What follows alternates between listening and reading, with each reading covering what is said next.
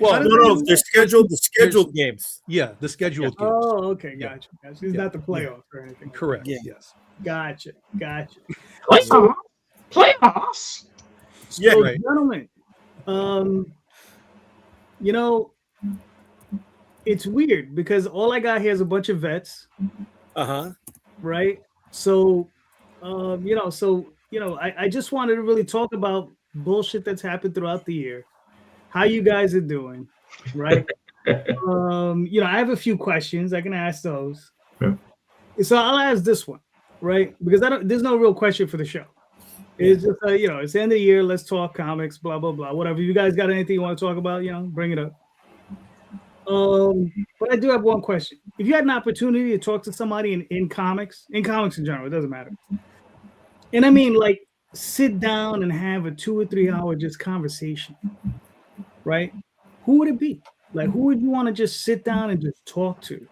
Not try to convince them to back you, not try to fucking, coerce them into supporting you. None of that bullshit.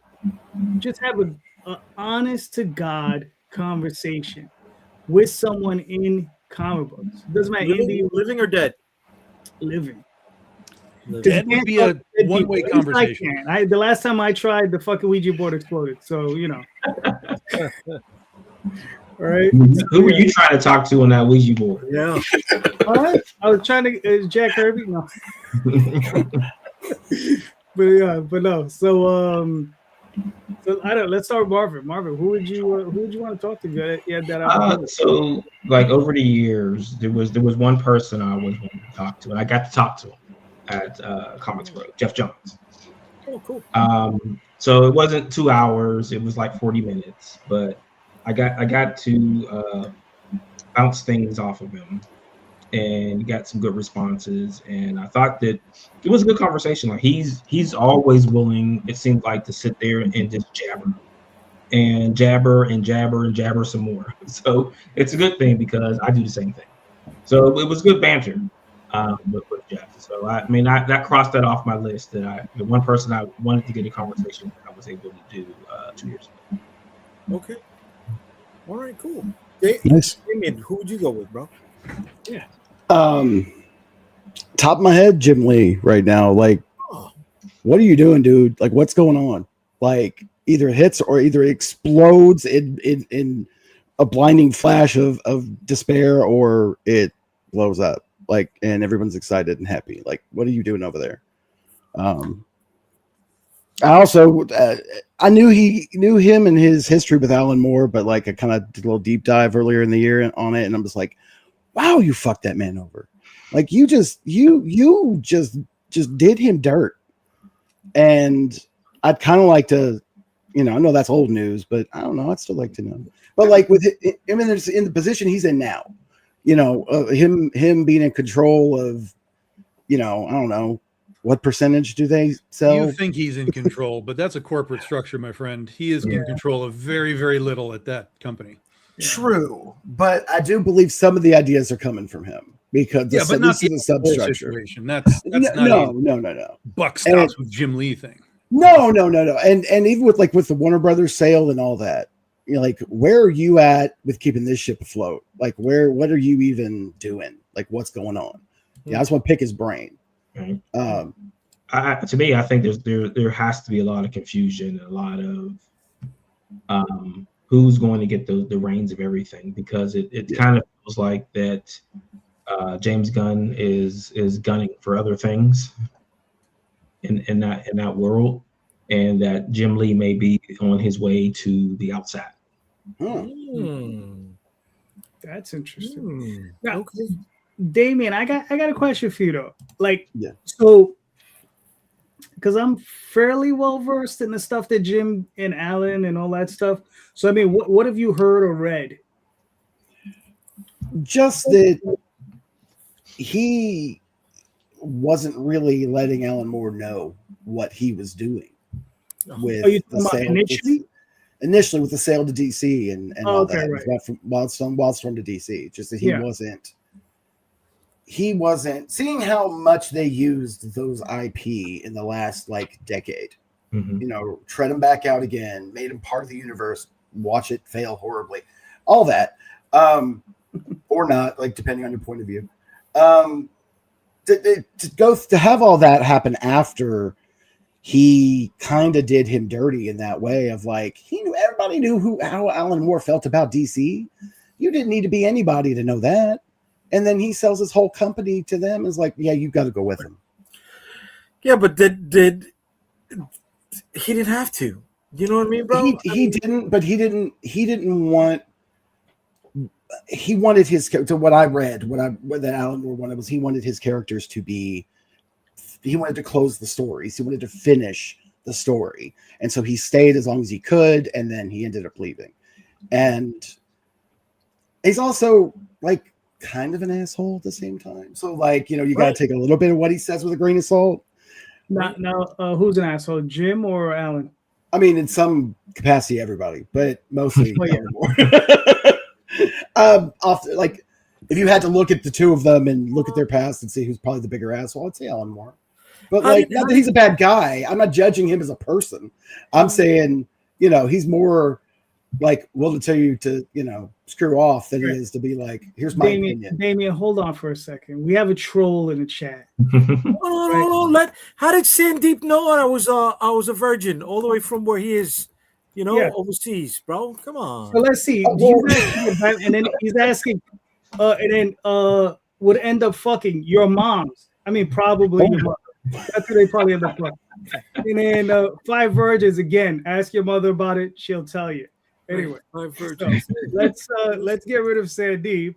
There you go. Is he taking a moment from his internet scams to talk to us tonight? Probably. Who knows who that guy is? And nobody cares. Yeah.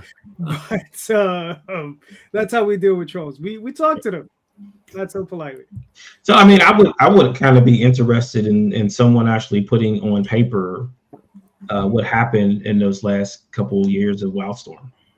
Like what kind of led to him bailing pretty much and going to DC with his universe that they've kind of like haven't really done really much with over the years. Well, it's funny. I mean, they've tried over and over again. It's not like they haven't tried. You know what I mean? And I guess the biggest success they had was The Authority out of Warren Ellis. Yeah. Right. Which I think, what is it? They used one of the characters in the last Superman movie, right? And he said that's one of the films he wanted to make. Well, Authorities, that was canceled. Oh, it was canceled. Oh, okay. Yeah. I mean, yeah, but you got Grifter into Batman. And that worked. But then when you spun into the Wildcats book, you kind of separate them into their own little corner pocket and don't have them really interacting with the DC proper. Yeah, but I think that's just a matter of like some of the writers taking interest in those characters and pulling them in. Because that's what I think. I mean, yeah. Like I said, I just like what all led up to him just saying that here, I'm done with this. Well, I got this leads to my question for the night. So let's hold off on the Jim Lee stuff for a moment. All right, because I want to dive a little bit deeper into some of this stuff. No, and it came because of what you guys are bringing up. So that's awesome. That's awesome. I love this. But I want to knock out Calderon's question. Oh, okay. Tom is next. Tom's next. There you go. So Tom, who would you want to have a conversation? Yeah, I wouldn't want to talk to anybody that works for corporate. I don't see how that makes any sense at all, unless they happen to be somebody that also does something of their own on the side. Because that's what we all do. We're all independent. We're all creating things external of corporate structure and existing IP that we can all lean on and all that. So for me, it's an obvious choice. It's always been my choice, and it's Todd McFarlane. Because here's a guy who rejected everything, and along with the other guys too. But he legitimately rejected everything because he didn't go back for Heroes Reborn and all that kind of stuff. He was like, no, this is what we're doing. This is how we're going to do it. And then he took it to levels that no one expected. With his toy company, for own toys, and the licenses, and he changed the toy market. I mean, just. If you look at the entirety, not just the comic book world of Todd, but just everything that he did, is remarkable, incredible.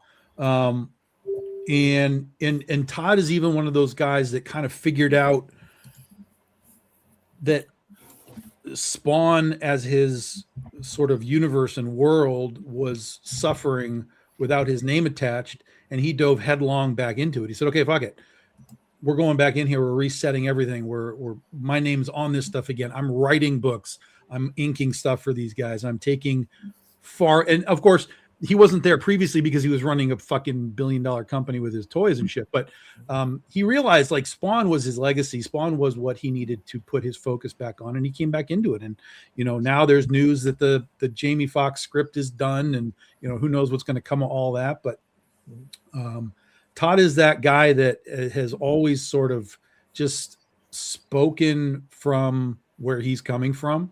He doesn't really sugarcoat anything. Remind you of anybody else, so I think that I think he and I would kind of land on a similar plane as far as visually. What is the industry? Either that or it would just be this. It could be that. It could be that. But either way, it would be fantastic. I mean, either way, it would be great. I had a chance to take Brian Polito to lunch one time back before I started doing crowdfunding and stuff, and I just kind of reached out to him. I was like, let me take you to lunch and just pick your brain. And he was like, yeah, let's go. So we spent an hour, couple hours. Oh, nice. Took me back to the early Coffin Comics. He's in new places now, but went back to that, and he was showing me around like, this is how we do this and this and this. And so he was really cool to kind of give me that time and just impart some of where he was. We didn't go deep into like what happened with Chaos, and that wasn't really the point. Point was just more like, okay, you're resetting yourself. You've found a new way. You found this crowdfunding to work. Like, let's talk about that and how you're doing that stuff. And so that was really cool. I did get to have one of those sort of creator experiences in that regard. Very cool. Yeah. I like that. I along Tom's lines, I'd talk to the Captain Kirk himself, Mr. Robert Kirkman. Because unlike Todd, he's not an artist, right? And I think that's where the majority of us are in that writer sphere, right? How did you get to that point without having the name attached to Spider-Man images or right? But you had that chance though. When he was on Digital Webbing and Pencil Jack, like everybody was on those two forums, so we all had a chance to talk to those guys. I didn't. You didn't? No. Really? Yeah, 100%. You weren't on the platforms on digital. I was, but I was not in the chats. I was looking for freelancers. Mm-hmm. Yeah, that's where you found them in the chats.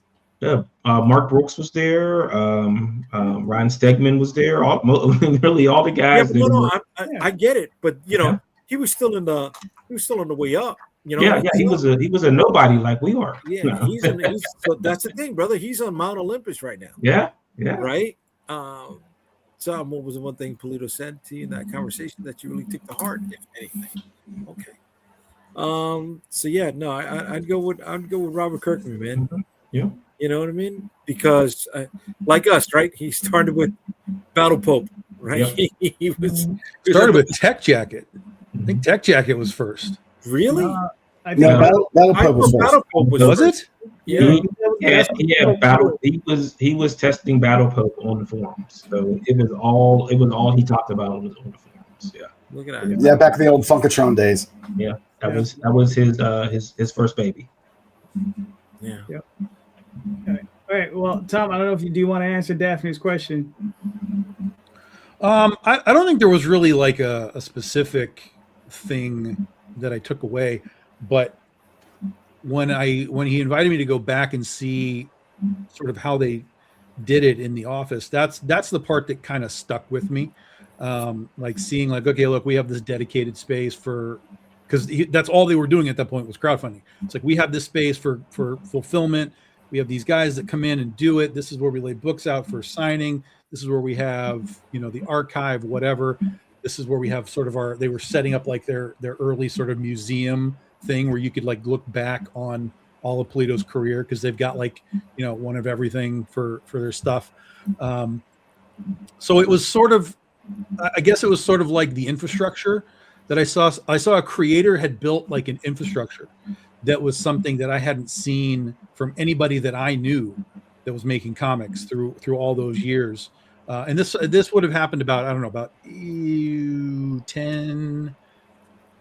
or 10 years ago is when this would have happened. So most of the folks that I knew that were creating comics they were just basically just like me. They're sitting at home, they're making comics, they put their comics out and they do their thing. But I've never seen anybody like build a full infrastructure around, you know, what they were doing around this character, around this, you know, and really at the time it was just Lady Death. They hadn't really expanded into anything yet. So it was just like, this is Lady Death. Lady Death is the foundation of everything that we do. And everything that exists in here is because of that.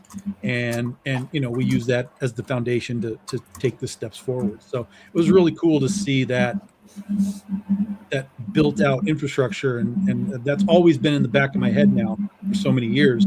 And every time I've kind of taken that step to be like, this is the year that we do that, then it was like, well, now COVID's here, and you know, now Diamond's dying, and now it's just like, fuck, you know. So yeah, it's tricky, because you don't want to be in a situation where you're like, hey, I'm paying these 5 people to do shit, and then like shit goes off a cliff. Like, oh my god.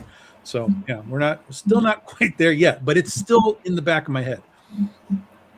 If somebody has something right by their mic, I hear it's like, sounds like underwater or something.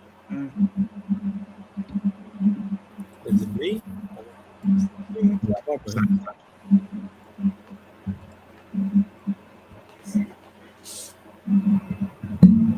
Let's see if that helps, if that's me. I don't think it's me, but it could be. Yep. Damien, It's you. are the winner. It's the gain on my mic. It's a little rough. Weakest link. But before I answer my own question, I just wanted to show this off because I found this in my collection. I was just rummaging. I have a lot of trades. I mean, like I got like walls and walls just filled with them. So I was just looking through it and I found this. I didn't even realize I had this. I was just like, oh, look at this. Look at that. You got the first print. Yeah. But I don't know when. I'm pretty sure I ordered it when it came out. Pretty sure. When it came out, like the first time? Yeah. Like back 10 years ago? Of course. Yeah. Wow. Yeah. Like I said, I mean, there's when it comes on to indie stuff, I'm always willing to give a shot to just about anything, you know. So Give you a shot, Tom. He gave you a shot. He stumbled across you. It was an impulse buy. Shut up, Brian. Well, it's like I was going through dollar boxes and found Dreamweavers, and I grabbed that. you Like, did. Give me that. You know, that's how it works. It's Like not modern, but like old school. Like Yeah, you got vintage it, baby. Dreamweavers. Yeah. yeah, the black and white 92 version. Jesus. But if I had an opportunity to talk to anybody who's currently alive, there's 2 guys. One of them is Mike Richardson, publisher, longtime publisher, creator of Dark Horse, and the other one is Paul Levitz, the former EIC of DC. And I think those are 2 people that I wouldn't mind like sitting down and just really talking to them, picking their brains, seeing how, with Mike Richardson, it's a matter of just like, like how did he navigate through the whole thing? You know what I mean? Like when a lot of other companies imploded, he was still there, man, like a rock, like he didn't have, I don't think, they've had a lot of success. What's funny is if you hear them talk about it, they'll tell you that like 90% of their sales or 80% of their sales is coming from manga, right? And then they have the rest of it, right? But it's just, interesting how did he get the whole thing with Legends started, dealing with, like the stuff with Frank Miller and all that stuff, and just picking his brain about that stuff. And then also the countless amount of creators he's had to deal with over the years. Same thing with Paul Levitz. I would love to understand, like, the one thing my understanding of Paul Levitz is that he took care of his creators, right? When they had TV shows out and they were using their characters, he made sure those guys got paid. And he said a lot of the creators, even though they were supposed to get paid, but he got them paid anyway. And like, what stands? Like, what's the big difference between today and what happened back then? Obviously, when he was in charge, they had massive sales, but what's the difference between now and then, right? What are the things that we see differently now? So, stuff like that. I wouldn't mind talking to those guys about. Jay, you're up, bro. All right, so everybody was bringing up Jim Lee, right? And I love that. He got the gears running. We know that the sale of Warner Brothers to Netflix does not include the print division, right? Is it going to be up in limbo? Is it going to be licensed to somebody else? Is it going to be sold to somebody else? Don't know. But my question is to you guys: do you think Jim Lee goes for the ride with DC Comics, or goes back to Image, or just hangs up his boots? So I think that the interesting question is that where does it go? So is it part of Discovery then? I don't know. So how do they? So how are they going to make movies? And so are they going to license the characters? Well, The comics has nothing to do with making movies. They own the characters. If they're what Jay's saying is that there's no interest, theoretically, in them actually publishing comics. right. It's just not their what they print want to division do. and their Yeah. TV division are not part of the sale, right? And the TV division includes TBS, TNT, those Oh channels. yeah. So that's all. That would all go to Discovery. Discovery Global. I think it's what it's Right, supposed to help when they do the split So now. what does Jim Lee do? Right? Does he go back to his boys? Yeah. Does he get Jim another seat at the Lee, table? Jim Lee doesn't go back to. Well, I can't say he won't go back to Image, but primarily he won't go back to Image because DC owns all his shit. Yeah, It's not like he can just That's scoop up Wildcats and go back to Image. If he could, yes, I could see that happening, and it would be probably monumental. But because all of that stuff is owned by DC and whoever else up the chain, if he were to go back to Image, he would be starting at zero. But don't you think with the way that DC's handled all the Wildcats and Wildstorm stuff up to now, that he has no reason to stay? Like why stay for that IP?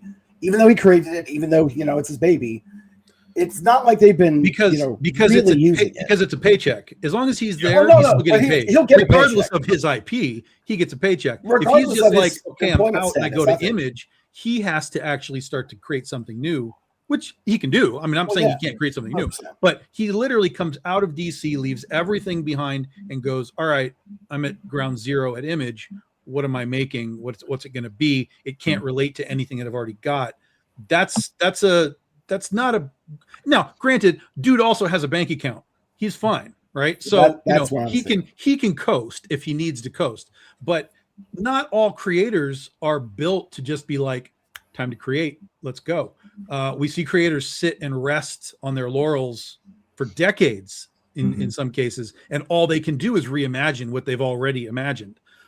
So that I think is really the trick is, Jim is in a position where he gets paid, he's in the circles, he knows the people, he has some connection into whatever extra media there is. But now once everything gets sold, who knows? It can all be splintered, it can all be shut down. They could kick James Gunn out if they wanted to. I mean, it could be a gigantic mess. So, but for me, I don't think Jim has a reason to jump ship unless he personally has some sort of internal conflict that's going on within it that we would never know about to begin with.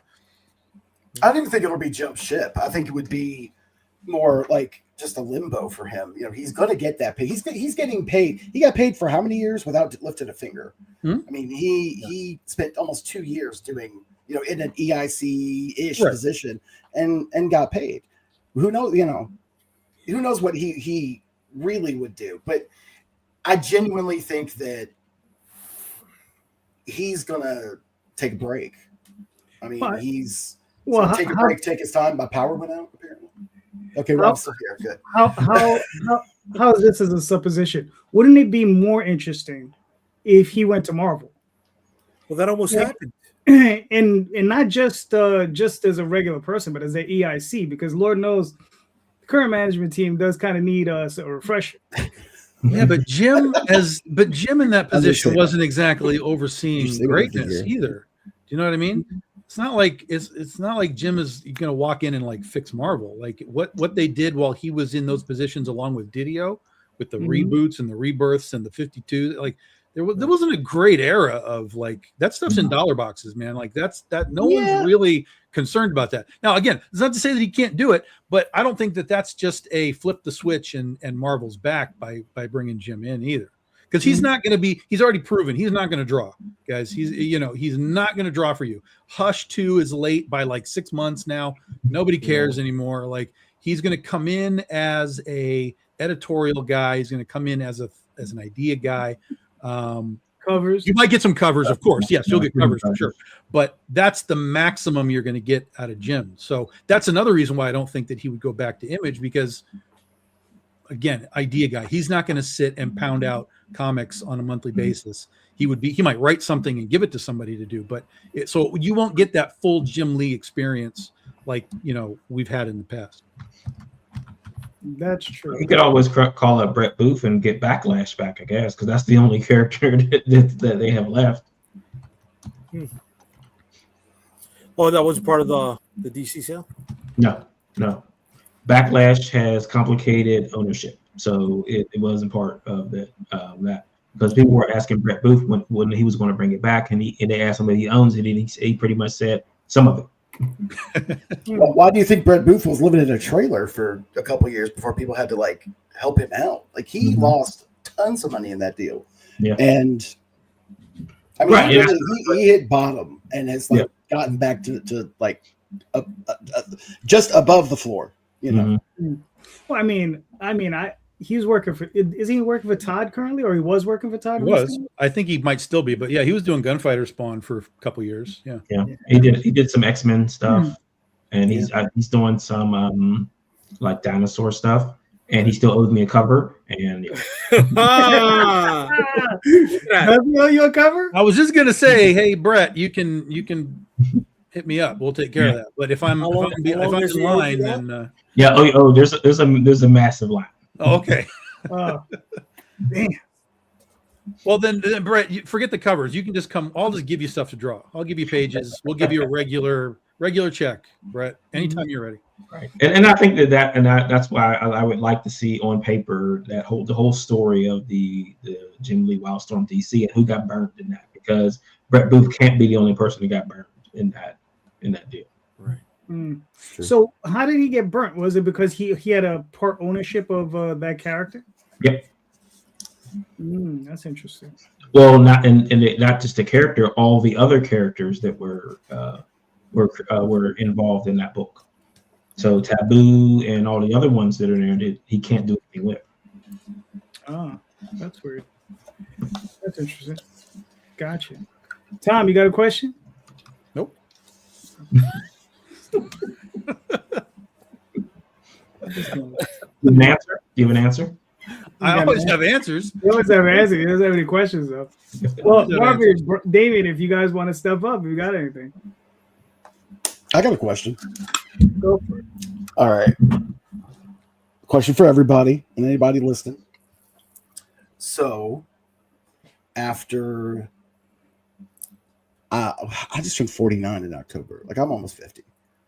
After my whole life of trying to do comics to some capacity, me and my wife are finally in a position where I can quit my job and do comics. oh, nice. So nice. as of December 1st, I quit my job. I'm doing comics full time. Cool. Pretending I don't know anything about starting in the business, what would be the biggest piece of advice you could give a person just starting out right now as an independent creator, from what you know and what you've learned? Marvin, start with you. You're gonna start with me. Build an audience. build an audience, build it again, build another one, and never stop trying to build. Newsletters are better for you than social media because you can technically reach enough people to be able to push things forward. You're never going to beat the algorithms on Instagram, Facebook, and others unless you create controversy. That's the only way to beat the algorithms. And this is to bring this to a point. So we do streams on my channel. I play video games on my channel. So one of my videos that I did a couple weeks ago with a new game, it's not even out yet. It's a martial arts game called Acts of War or Acts of Blood. That video has almost 4,000 views. None of my other videos touch 1,000. The algorithm decided that it wanted to show that video continues. It shows me where it's being shown. It was on the YouTube front page. It's popping up on other people's videos. So I was like, okay, let's just test this out and see if I can hit that number again. Nope. So it's like, okay, and I picked up what did I get? Another 60 followers on YouTube from that. But yeah, I'm like, why was it just this game? This one game just blew up on YouTube and nothing else does. It's so weird. So can't chase algorithms because it's just like it's random. So create your own algorithm by All right, cool. Tom, what are your thoughts? So I hate the question because it's and I don't mean you. I love you, Tom. I don't mean you, but I get that question all the time at cons. Like, give me the one. It's an impossible question because I don't know you, right? Mm-hmm. I don't know if you're a writer, an artist, an inker, a colorist. I don't know if you are creating a book, want to get into Marvel, want to get into Image, there's too many variables. Do you know what I mean? So Marvin's 100% right, though. Anything that you do, you have to start by doing something that you know is going to acquire you eyeballs. So if you're an artist, for example, you're going to want to be drawing Batman, Superman, Wonder Woman, because people understand those characters and that's going to draw them into you. Oh, look how he drew Superman. Look how he drew Wonder Woman. That's great. Whereas let's say you have your own character and you're drawing your own character over and over again. That's fine. It's great practice. It might be working for your goals, but people will be like, I don't know what that is. And you're not going to get the eyeballs. Right. So, not you, Tom. Sorry, the comment that just came in. What was the comment? I didn't see the comment. Full-time comic creator. You already know how we've been friends for? He and I have been friends for 30 years. Oh, okay, got it. 3 years. And so, long story. I always to me there's always like different things for different purposes. Mm-hmm. Well, would it help if I gave you a little more context? Yeah, if you have like a more specific, like, hey, I'm a writer trying to do something. I'll literally use my example. I've been writing and making comics for, I think when I started making mini comics when I was 17, 49. I've had some hits, I've had misses. In the last couple of years, I've had a lot more misses than hits. And so I took about 2 years off. And right around the time I was getting back in, had a bunch of personal family members die, real hardcore, had to take care of life stuff.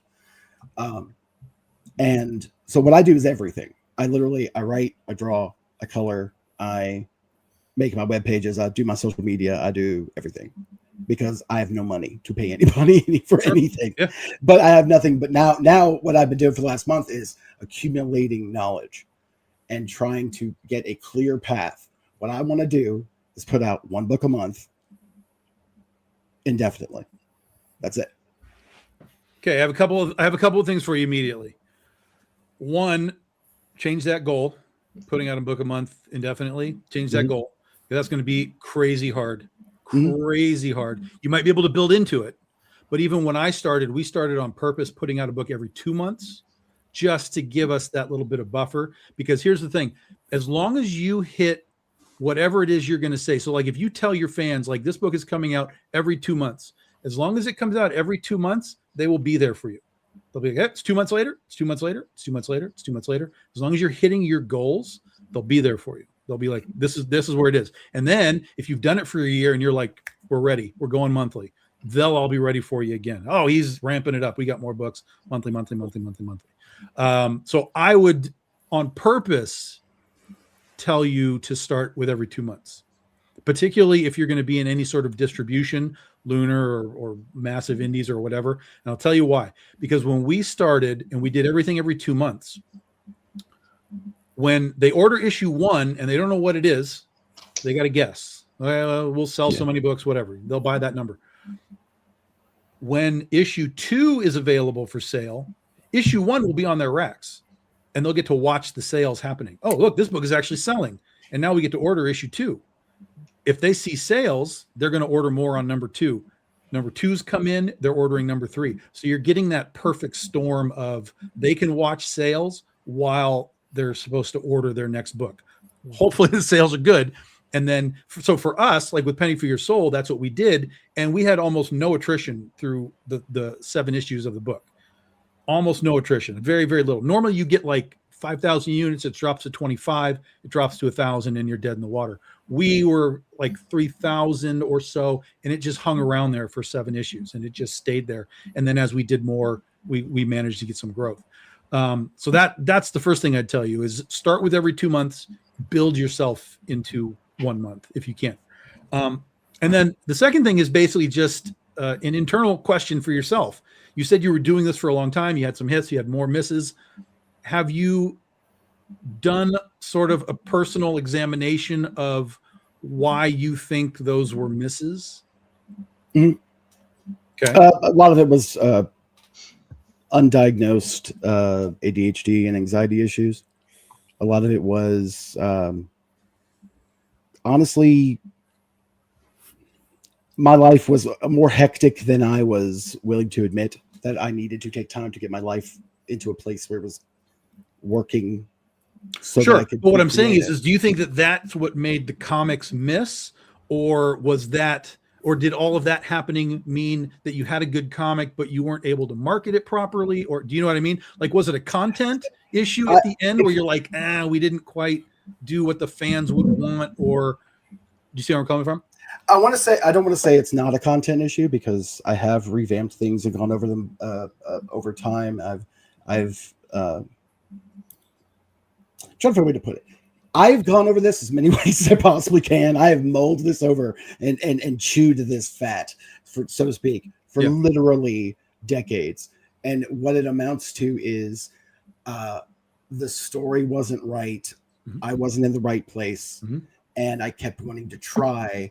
And because I have a desire to create, a burning need to make something.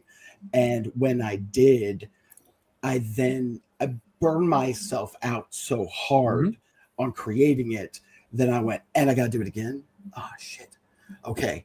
And so I wasn't functionally in a place where I could do it again. And so I had a lot of starts and successful, I did great at cons. I'll bring my books to cons. I'll sell out every time.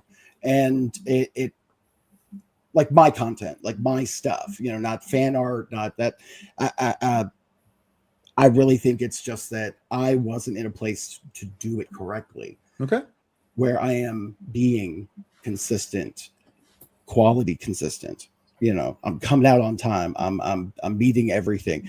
I've had hooked my wagon to a couple of people that shouldn't have hooked my wagon up to. So even when I did have some of those things, I sort of took a zig when I should have zagged. Without going into any details, I've talked about this on the show before, and had to recover. And then literally in June of last year, I'm like, okay, I'm in a good place. I'm ready to start. Let's go. My mom dies with no will. So I have to stop everything I'm doing to focus on getting that straight. And so it's been a year or so, about July of this past year was a year. And I'm like, all right, what am I doing with my life? What am I doing? Am I going to quit? I'm going to keep going. Am I going to stop this thing? Or am I going to do it right the first time? Or am I going to do this correctly? And I'm doing it. I want to do it correctly, which is part of why I'm asking this question, because I am sort of approaching it. While I've done it so many times, I tried so many times, I am still sort of approaching it like a new person.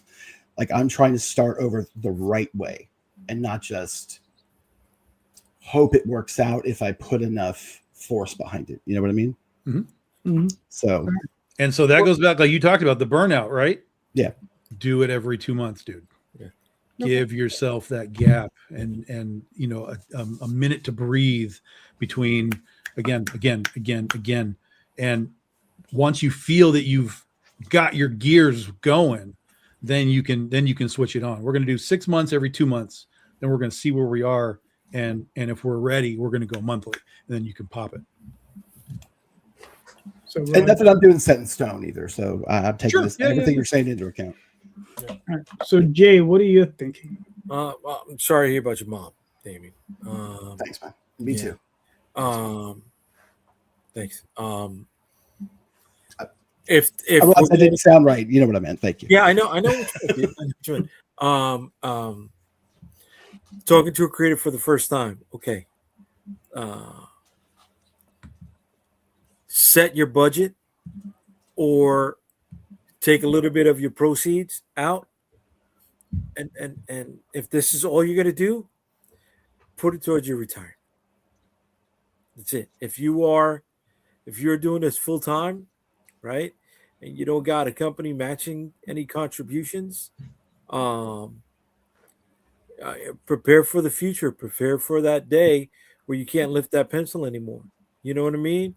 Prepare for that day where you've burnt yourself out for the last time, So right? And you want to ride off into the sunset. Prepare yourself so you don't have to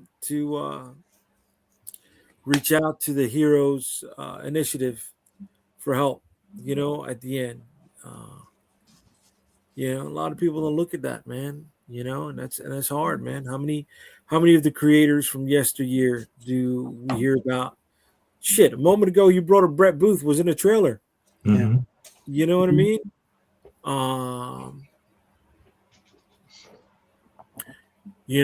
I give you all the chops for doing this full time. You know, I hated putting on a monkey suit every day for the last 22 fucking years, right? I feel like the Dunkin' Donuts commercial guy, right? Time to make the donuts, and every day he's sitting on the edge of the bed, just rubbing his knees and trying to come up with the fortitude to get out and do that. I just turned this on. We went from one back. Yeah, man. You know, Come on, turn it on, Jay. Turn it on, Jay. Let's go. that's something that creators don't talk about, guys. You know what I mean? We're not going to be those. I don't know about you guys. I'm a grinder, right? I'm not the $10,000, $20,000 campaign guy, right? We build our stuff over time, you know. So I can't take that chunk right off the bat and put it away. I need the fucking day job to do that, right? I need the day job to protect future me, but I can't go up 3 flights of steps, you know. So just. Hey, that was last Tuesday for me, so I don't know what you're talking. No, go ahead. No, you're absolutely right, and that's another thing is that Look at what financially, we did the math, and financially, we're not going to be more stable than we are right now. Okay, for me to be able to do this, good, man. And I'm going into this with the full, not the fear, and not the expectation, but the idea that if this does not pan out the way I need it to pan out, I need to go back to work. I mean, it's just going to be that simple. Right. And I'm okay with that. Like going in, knowing that could be a road out. But that's also why I'm going into it with, if nothing has worked as well as you've wanted to in the past, it's time to start over from scratch and see what you've done. Take the experience, apply it to how you project going forward. I want to roll things back a second, right? Dave said, whatchamacallit? Look at Rudy, 89 years old and he's still doing conventions, right? Mm-hmm. We romanticize so much about the arts. We really do. But in the 70s and 80s, how many of those guys were, working in the sales department, right? In the ad department. They were taking editorial jobs just so they can have benefits. And we didn't hear about it back then, well, because there was no internet, stuff like that, right? But it's like we've built up this perception, right? This idea that comic books took care of all of their needs, and it didn't. And we're seeing that today, like with what Dave just said, right? 89 years old, and he's still doing conventions, man. Yep. That's hard, bro. That's hard, man. You know, I don't know about you guys. I'm sorry. I don't want to die on the board, right? I don't want to die on the computer, right? I want to get my stuff, pay my dues, and enjoy what I got left from my life. Okay. Or hand it off to someone else to take over. Or hand it off to somebody else. That's cool too, brother. That's cool too. I got to make sure that the revenue's coming in, that Right. they can get their slice of the pie along with me as well, right? Yeah, so- All right. Cool. Yeah, but I mean, we've seen that at conventions where like they're just dragging these people out, like they're just buying Michelle Nichols. Oh, Stan Lee, you know, the stuff they did to him towards the end of his life was terrible. Right. Shit, Herb Trimpe, Horrible. right? Herb He was Trimpe. doing the con circuit. He came home, and then boom, on his recliner. That was it. Yeah. Disagree with you, Jay. I actually do want to.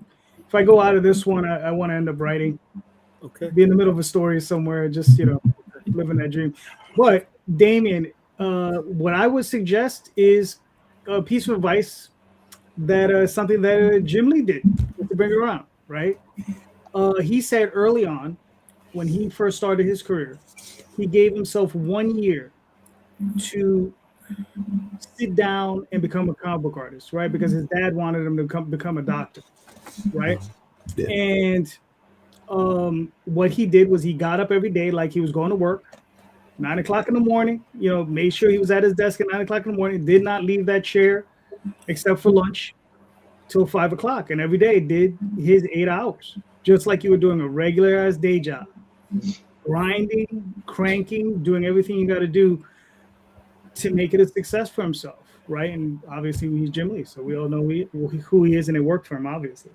So that's what I would advise, right? Is that if you're going to do it, don't just take it seriously, but take it deathly seriously. Like, your life does really, really, really need you to get this right. Or if not, you're just going to end up at a regular day job where you're just going to end up hating life, Well, you might not hate life, but right. I don't hate life. You end up like Jay. You end up like Jay. I mean, listen, I go to a job. I don't hate my job, but I am damn bored at it. I go there. I'm just bored, and it's just like, They present another fire. I put it out. Say, okay, let's move on to the next one. All right, here we go. And I got some other employee bitching at me about some dumb shit, right? But yeah, that's what I would suggest is take it very seriously, work diligently, whether on your crafts, because if you're gonna write, draw, and do everything yourself, you have to work diligently on all of those levels, right?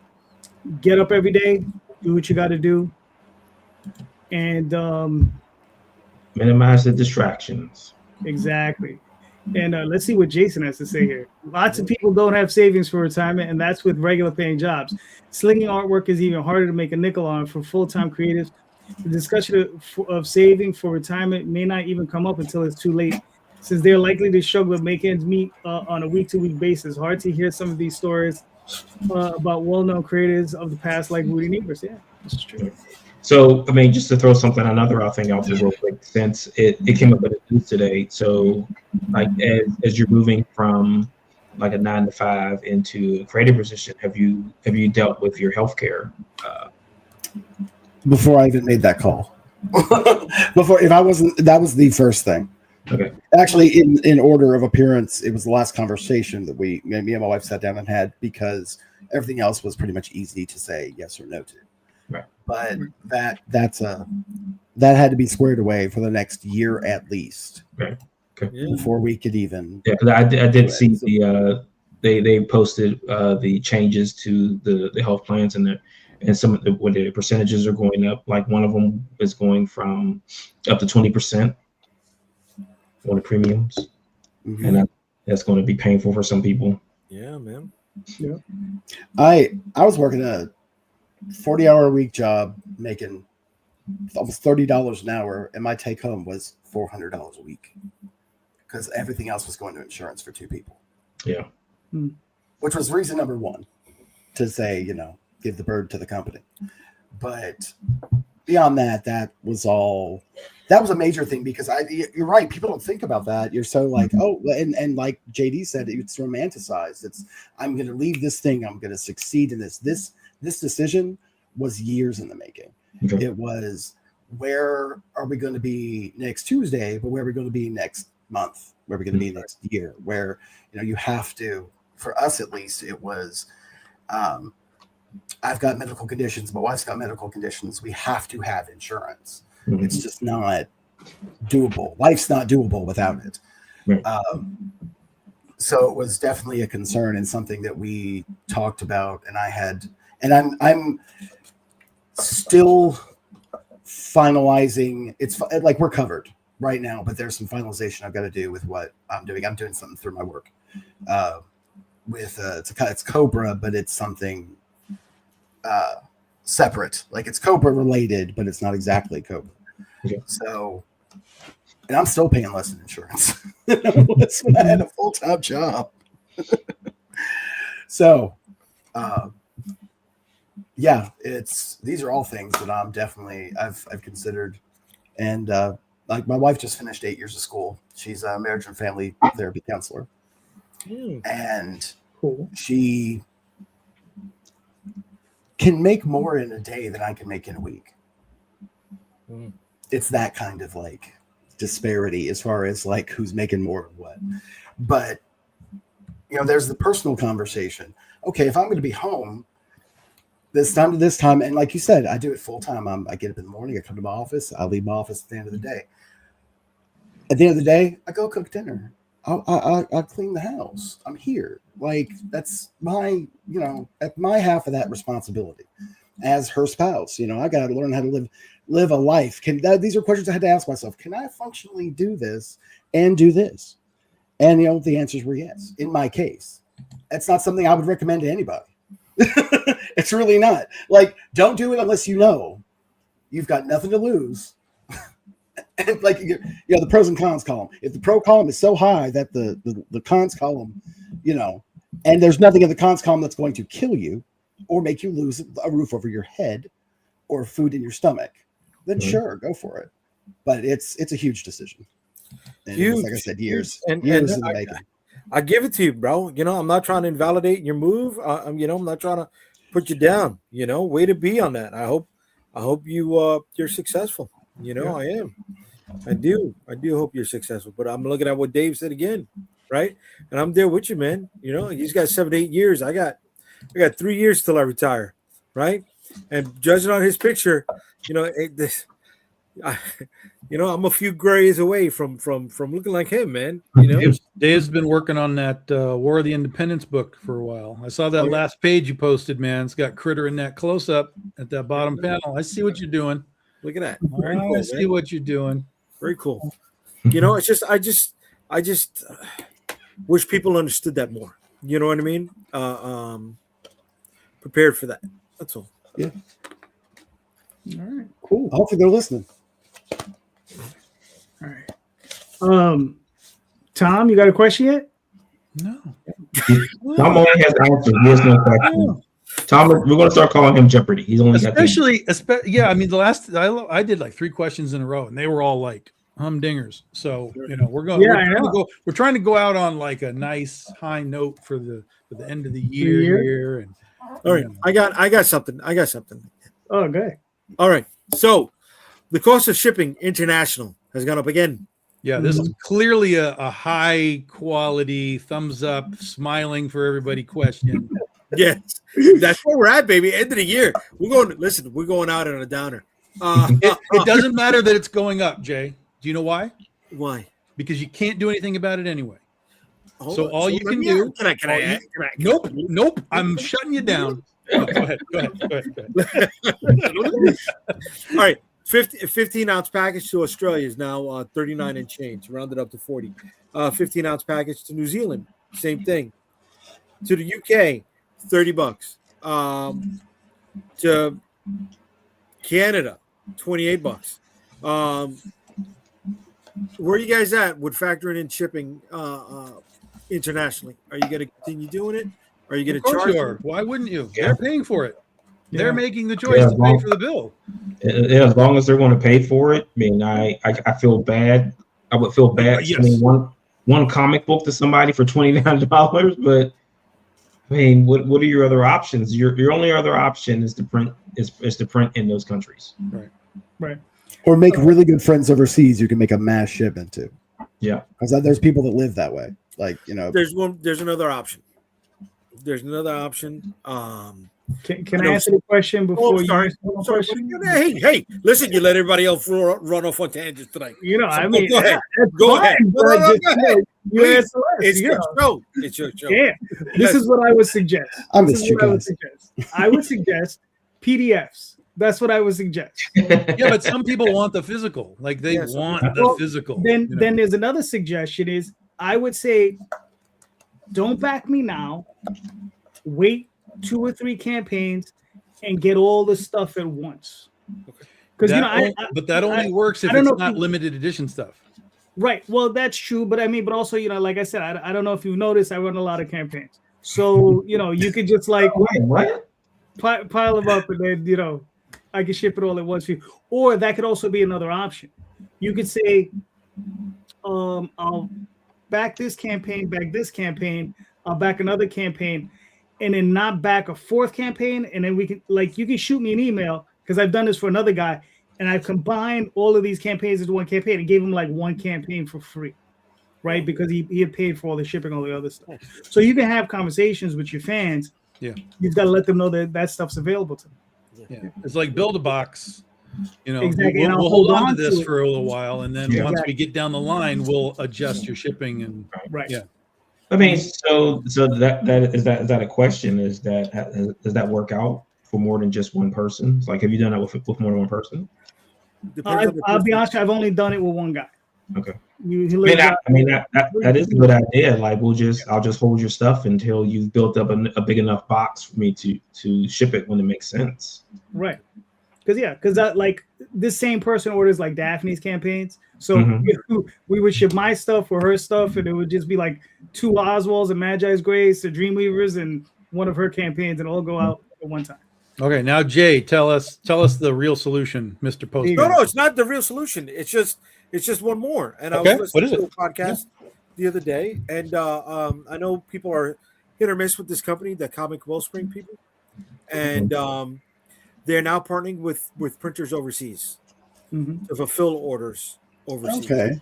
That's what I just said. I said that. You I mean, did? he did say that. Yes, Yeah. he said that. Yeah. Yeah. He said, "I'll print overseas." Yeah. He literally said that, and you said, "Well, there's another way to do it." No, excuse me. No, print overseas. Yeah, but no, they're doing this over your initial order, right? They're doing the fulfillment for you through printers that have met their criteria. Yeah. Mhm. So how many stations do they have then? I don't. That Yeah. has not been announced yet. Oh, Right. Another company that does that is Lightning Source. So if you ever run anything through Lightning Source, I've done this. I did this way back. I haven't done it since.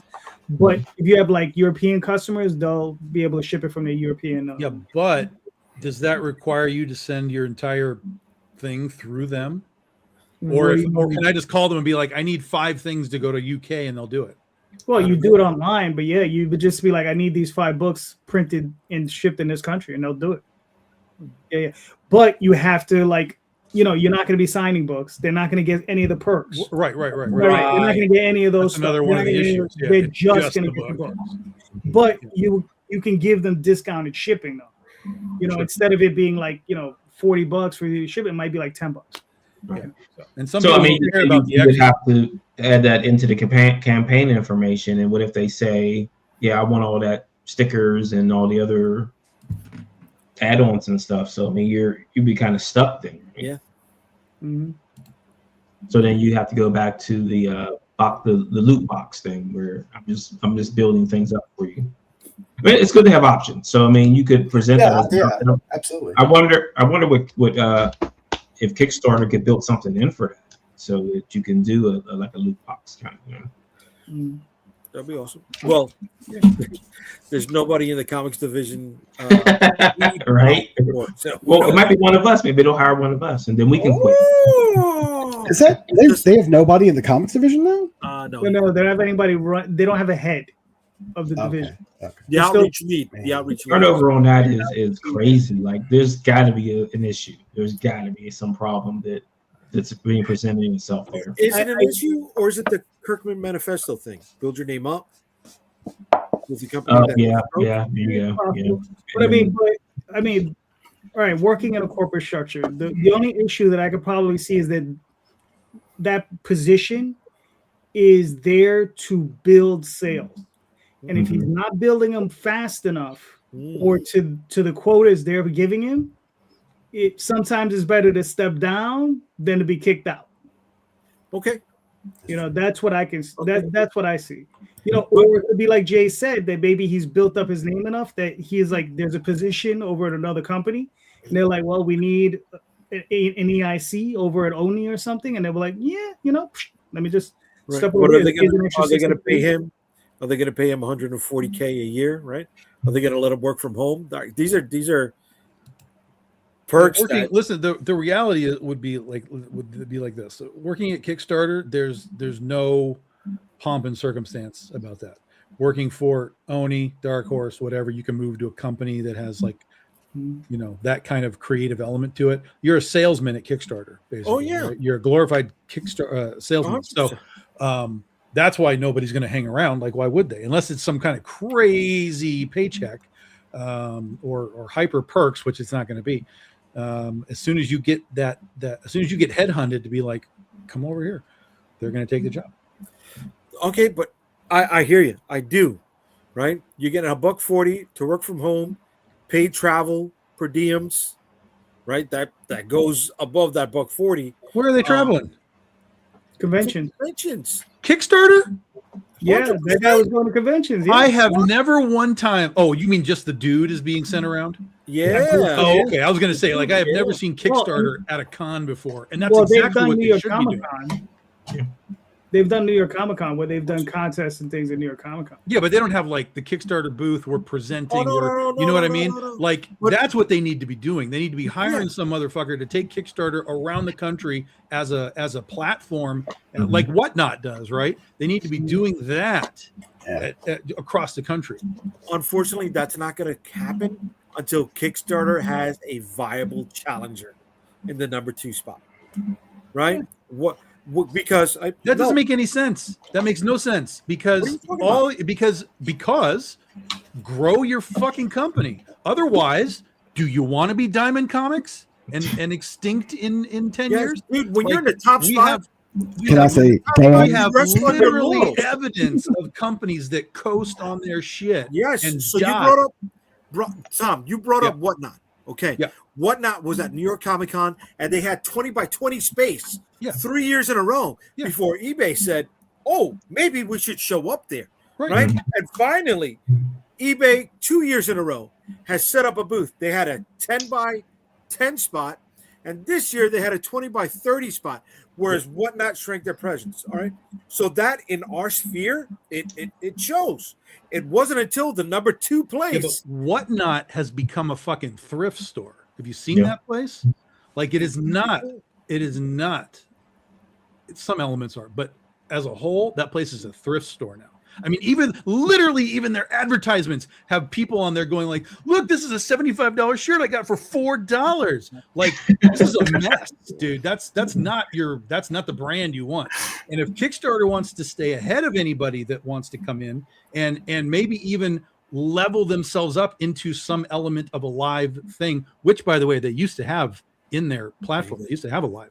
But if they wanted to expand and grow and become something more than just this platform of sales for all these other people, fucking you're going to tell me that you can't get a comp booth somewhere at a bunch of these cons from these things that have creators in their artist They alley could, but why do they need to? We're going to go there to regardless. grow your fucking company, Dude, they are the And to- Xerox. to They are expand the it, Xerox of to crowdfunding. expand it to people that don't even know it exists. This There's is the whole thing. Like it's right now, it's very insular. It's Yes. very, very insular. And I'm not just talking about comics either. I'm talking about movies, music, like every fucking thing that they do on there. They are at the tiniest fucking seed of what this company could be if they would just put somebody in charge of it that had some semblance of any forethought. Because even when they do updates on their fucking platform, it takes me 8 seconds to go, you fucked this up. Why aren't you doing this little thing, add a button and fix this shit? And then you know what I get when I ask them? They go, yeah, we know. We've talked about that. Well, motherfucker, do it. What are you doing? The company is Stagnant. I'm going to say great. The company is good. It is working. It is functional. It is doing what it is supposed to do. It is growing when it is required to do so, because things like, you know, all the little updates like putting images in your tiers and things like that, right? That's all fine. But it won't take long for somebody to figure out how to be better than Kickstarter in this world. And so Kickstarter needs to realize that and go, you know what, motherfuckers? We need people at the head of this company that have forethought, forward thinking. How do we grow this thing? How do we do these updates and make sure we're not missing something every single time? And that's why you're at Comic-Cons, number one. You're going to go find all these creators that are sitting around in Artist Alley and at their booths. You're going to say, we want you on this platform. This is why. You're going to introduce Kickstarter to thousands upon thousands upon thousands of people that don't know what Kickstarter is, because all they're there for is to go see a TV show personality, right? And you can say, well, look, yeah, it's comics, but there's also people on here that make indie movies and indie music, and there's blah, blah, blah, blah. So it is endless what this company could do, and they sit on their thumbs 6 days out of 7. So I've been to the Kickstarter offices. Oh my God. Okay. It's in a gentrified part of Brooklyn. It is the size of a Wawa. I don't know, you guys do. Everybody got a Wawa, right? We just got them. Or 7-Eleven for those who don't know. Right? Yeah. Maybe 2 floors. Yeah. 2 floors. And I don't know if they have the personnel. They don't. This is what I'm saying. Yeah. You have to get the personnel. Yeah. And I'm not even saying more necessarily, but the right fucking people who you can say, we want you to come in here. We want you to see the future of this company. And we're going to pay you enough that you don't go run off to Oni as soon as they come and say it. You're the guy for us. All right, guys, hold on. It seems like everybody's on the edge, especially Marvin. Well, You Marvin, told me, wait a minute, JD. You told me that drama is the only way to fucking make these things. I didn't tell you that. That was the other guy. Marvin said that. Marvin said Man, that. I get no credit tonight, man. No credit. My feelings are hurt right now. So Marvin, talk to us real quick. You got a few minutes here. Yeah, so this is volume 3 of The Edge, God's Thunder. We have this gentleman this huge packs of muscles and a giant hammer that's going to wreck up the place. So God's Thunder are the organization that was introduced in issue number 1 that hate anyone who has enhanced abilities. So how do you beat people with enhanced abilities? You get someone with enhanced abilities to do your dirty work for you. All right, cool. When is this coming out? When is it launching? This should be launching in March. All right, nice. All right, ooh, looks good. I don't know if I have any other questions when it comes out to this. And this is what issue is this? This is volume 1? This will be issues 10 through 14. It was originally 10 through 15, but 14 is now going to be a double-stack issue because I couldn't find a natural break in the story, so I'm just going to go right through. Marvin, get a logo in your image, my God. It's coming. Okay. All right, cool. Well, it's looking good, everybody. Go back this campaign. Great books. I thought we had moved past this. Don't put words in your images crap that Kickstarter tells you to do. No, brand your shit. Marvin, you know this. Brand your shit, Marvin. Hey, look, I'll give you an example. There it is, branded right there. Magi's Grace, 133. I got another 5 days on this, so go check it out. All of this is explained on there. It's in the show notes. Got a lot of fantastic covers. See Michael Lanning doing the interiors, with Champe Ramirez doing the colors. What? Yeah, Champe did the colors. So yeah, go check it out. Champe is cool people.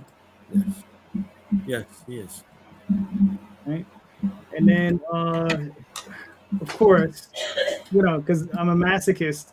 The Oswald Chronicles currently running as well. I got another 10 days on that. So everyone, go check that one out as well. So depending.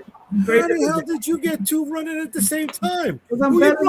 Because I'm just, because that's the other little secret. Exactly. Just do another account. Do another book. Exactly. Do another account. Buddy. What you need is another Gmail account, and then you can open another account. Gotcha. Here, listen, guys. I do have. I like how we skipped over the dude at the top. That as I was talking, he was like, "You're right. You're right. You're right." Let's just skip right over that. Which one? Who's saying you're right? Yeah, I don't see anybody saying you're right. Exactly. I'm like, I find it hard that anyone said that. Yeah, I don't see nothing. I got nothing, kid. Scroll up, buddy. Scroll up, buddy. All right. I love Daphne. Get to Daphne. As big as at 8:38. Dear Brian. 8:38. And Brian Baby Red agreed with Tom. Who was it? Brian Baby Red 78 at 8:38. I can't agree with you, Brian Baby. I got one. I got two. I got three. That's Damien's homeboy for 30 years, bro. You got 30 years to fix him. Tell him Tom's wrong. Tom always says you're wrong. Tom's wrong. Let him know. Oh no! See, if it doesn't grow on their own, they'll end up being like Blockbuster. Also, he's agreeing with me and my stuff. No, but Daphne, yes, smaller than a Wawa, bigger than a Buc-ee's, bigger Wawa. Yes, I get it. I'm with you on that. But it's also how we give direction. You see that building over there? You make a left when you get to that building. All right, you're gonna go down 3 lights. Come on, it's live. That's how we do, girl. That's how we do. Here we go. Fascinating how much the talk around comics goes straight to business these days. This could almost be a talk about selling farming equipment to a series of different distribution points. Are comic book creatives some of the most dialed in salespeople these days? Oh, we're not. No, that's no. Absolutely not. Wow, that's the problem. That's the problem. Correct. Yeah. You may hear a lot of people that do it regularly talk about it. Like we kind of all talk about it because we do it regularly. None of us are, I would say, dialed in at all. I think we have the mentality of it. We talk about it. We like to think about it and impart what we kind of learn and into what we do. But I would say that 90% of comic book people are the farthest from dialed in to all of this stuff. Yeah. But then the industry doesn't function like a traditional industry should. Yeah. Right? That's true. Because I have a very storied past when it comes to selling into big box stores, selling into supermarkets, selling into bodegas. I know how to do an activation, right? I know about keeping the milk in the back of the store when it comes to setup. I was part of setup teams, right, for big box pharmacies. Guess what? No comic shop that I've ever gone into understands this word, planogram, right? They will never. There's no setup for any comic book shop. Every comic book shop is set up differently, and that's the confusion and the beauty of this industry too. Right? I mean, you don't even have a standard sales system of comics. You don't. Like, not everybody puts barcodes on their books. Not everybody puts a price on their books. There's no standards anywhere, which is why, again, as Tom said, and I think that's the problem. Well, I think that's what makes it glorious. Is that it is a free-for-all madhouse. Yeah, but that's also what shoots it in the foot, bro. You know what I'm saying? Yeah, but the thing is, though, is being independent creators, I don't need you. I don't need Tom. I don't need Mark. Absolutely right. To tell me what to do.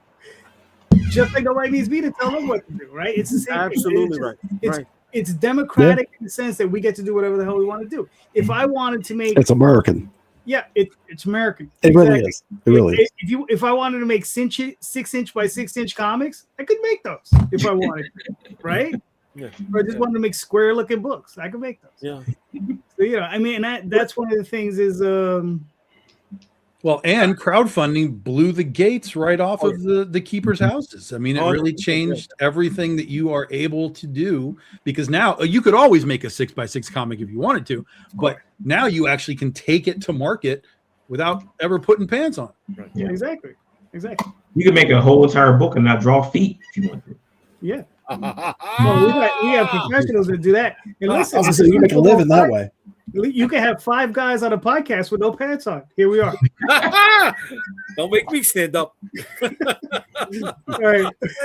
Hey now, you got his jammies. It's the end of the year. The view count just shot to the roof. You know?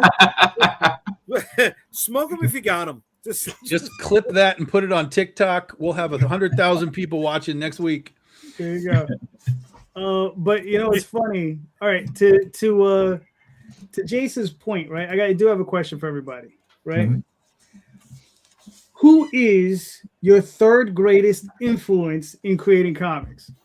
Because I know you know your first. You probably know your second. Who's your third? I mean, I'm gonna have to go out of comics for that because, like, I would say Stephen King is a big influence when, as far as his ability to like reach out and grab everything in his universe and pull it all into one thing. And if anyone has watched the Welcome to Derry show, you can see that other people have taken that influence and just wrapped it up so greatly. You guys will watch that now. No? Same. Well, Welcome to Derry? Jace. Well, the TV series? Yeah, him in general. Like it's reading my way from through every book of the Dark Tower series and just seeing how he, it's the spindle. I'm sure this sounds familiar because I'm ripping out from somebody, but the Dark Tower series is the spindle that his universe is spun on. And we're dealing with alternate realities the way I do in my book has been highly influenced by him, with major trying not to rip him off. Like, okay, I love this so much. Can't use that. Okay, let me figure out another way that might work. Right. But yeah, I would have to agree. My third. Yeah. So if you guys haven't seen Welcome to Derry yet, I would recommend it. Now that it's over, I'm Remember gonna that watch clown shit is not Good show. And Yeah. hopefully that kid becomes Robin. Also, can I say I was not prepared for the teardown of Stranger Things that happened since Christmas? Like, wow, holy shit, are people dogpiling on this? Mhm. I mean, but you got to kind of expect it. What is it? Is it something that went longer than it should have? Yeah, but the first portion of the release got good. People were like, yeah, we're back. Like, this is cool. It still had got its detractors, but it wasn't like the dog pile that it is right now, where people are just But like, it just "Yo, seems this like is garbage. the longer something goes, the more people dog For pile sure, on. especially in this case where it was always a start and stop. Yeah. But I was not prepared for the overwhelming kapow that it's getting. Well, I mean, like they did Sam was really saying the Peacemaker. Like people just ripped apart those last 2 episodes. Yeah. I avoid it.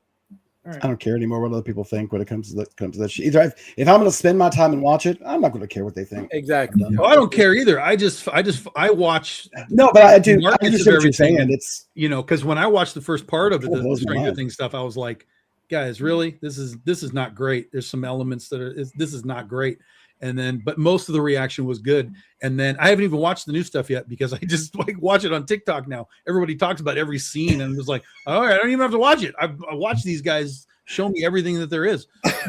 So yeah, and same thing. Like I was not prepared for the dogpile on Tom King for his Wonder Woman run. Like it is getting raked over the coals. And that guy pretty much has done, been untouchable for quite a while. As far as Have you read it though? I read the first issue and wanted to burn it. Yeah. Oh, okay, so Yeah. there you go. You validated it. So Yeah. Tom, who's your third influence? I think it is similar in the Stephen King vein, but it's not a specific person. It's more just a storytelling genre, which is film. I got very into like not just watching movies, but like understanding them and understanding like moving the camera and you know setting things up and trying to move yourself through this scene of like we're in a warehouse and we kind of start here and then we kind of end up over here and so I got really kind of deep into that and I started to think about like, okay, well, how would I translate what I'm seeing on the screen here onto my page and then breaking that into panel to panel, page to page. And so I've had people tell me like, you know, every time I read one of your books, I felt like I watched a movie and I'm like, that's it, because that's what I want you to have. I want you to have that specific experience versus all these little tiny squares and stuff.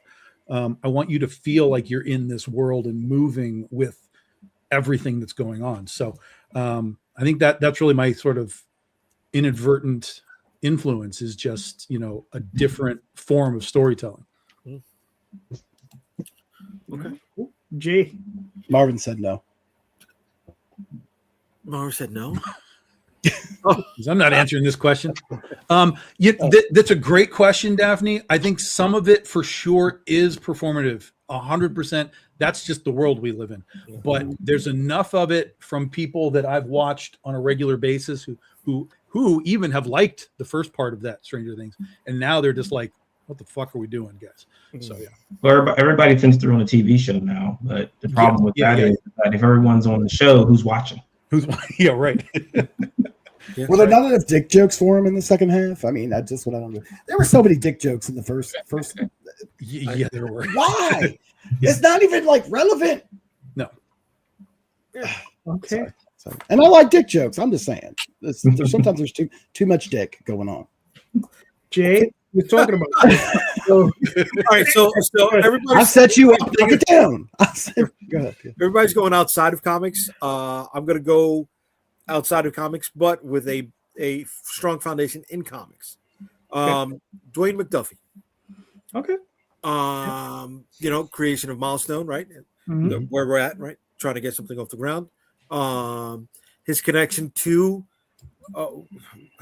my favorite C-level Marvel character, Battlestar, who's the influence for my character, you know, my flagship book, Shield of the Interceptor, and how he got that character's name changed from Bucky to Battlestar, and the backstory behind that, and the camaraderie between him and Mark Greenwald, who is my number 2, by the way.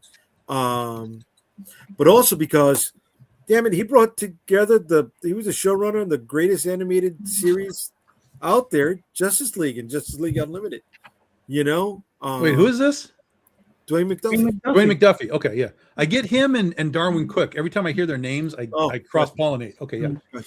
Yeah, and you know, Dwayne McDuffie was showrunner on Justice League Unlimited. The only thing I really didn't like of his was the All-Star Superman animated movie he did. But that's because I really didn't like All-Star Superman, the book, either. But you're talking about the Frank Quietly? Yeah. You need to shut up, man. I'm not a fan of it. I'm not a fan of Quietly. I'm not a fan of Morrison. I'm not. I mean, that's fair. I mean, listen. This is the only Morrison book I've read that I ever liked, but only the first half of that. The second half of it with Bizarro and all of that falls off for me. But the first half I like. The only thing I like of Morrison is his JLA run. Yeah, his X-Men run was not great. No, I did not like it. Dude. I was not with that. Just my taste. Just my taste. It wasn't for me. I liked his Animal Man and Invisibles. Okay. Doomsday Squad, that stuff. So okay. Yeah. Okay. Well, I'll stick in comics because I Grant do. Morrison. He's going to say Grant Morrison now. No. No, it's Bill Mantlo. Oh, Bill Mantlo. That's a call. Bill Mantlo because of Micronauts. Because it was the first time I ever saw a series finish. Even though he didn't finish the series, I kind of do ascribe it to because he's the person I remember writing it most of the way through. And then the other person is Bill Black. And that's because of Captain Paragon and Phase 1 Phasers. You know, because those are books that when I was a kid, I really, really enjoyed them. And I enjoyed them because they were just these weird, independent, superhero comics. So yeah. So no, Jay, not Bill Willingham. It's funny for me. It's Frank Miller, Alan Moore, probably Neil Gaiman, and then Bill probably comes in 4th or 5th. All right, so he's in the top 5. Yeah, he would definitely be in the top 5, but he comes in around 4th or 5th. So you said who's your number 3, and you gave us Bill Mountainlow and Mr. Black. That's that 3 and 4. And why did they not show up in your top 5? That you just mentioned? 3 and 3.5, something like that. No. Because then I could have brought up Ron Lim. Yeah, you can bring in Ron Lim. That's fine. I could have brought up Ron Lim. Did I tell you to bite your tongue at saying 2 names? No. Hey, I'm going by the rules that were set up, bro. I heard him say Ron Lim is a bitch. That's what I heard him say. No. Oh, shit. It's terrible, bro. Don't be talking chaos. Chaos in the playoffs.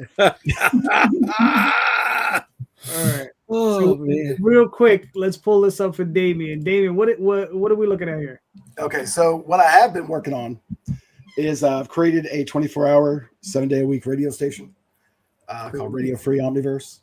I love radio, I love music, but I've really been getting into old time radio.